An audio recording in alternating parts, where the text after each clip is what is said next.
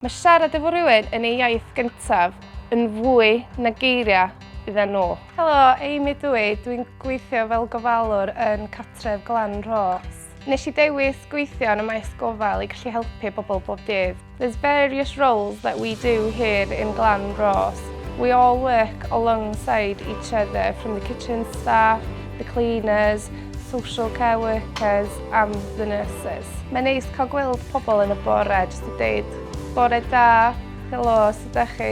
You get a lot of people who are very grateful for your work here and they thank you. Deffro rei bobl, wneud brecwast iddyn nhw, wedyn mae'n amser molchi. Da ni roed cinio rei bobl, da ni bwydo rei bobl. Mae rei bobl yn bwydo I hun. Amser panad, 3 o'clock.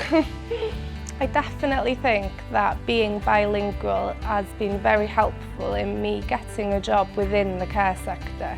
Using the Welsh language while working with the elderly, it is important. A dwi'n hoffi siarad Cymraeg gyda nhw I wneud nhw teimlo mwy cyffyrddus. It's just nice to see that they are comfortable and they are able to speak their own language while being in a place that they call home. Speaking to somebody in their first language, it's more than just words.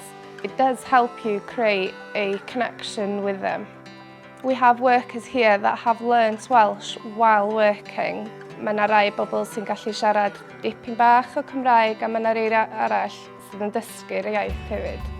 Os da chi'n gwybod dipyn bach neu llawer o Cymraeg, mae'n gallu helpu chi cael swydd yn y maes gofal. Mae yna gyfleoedd I datblygu yn y rôl.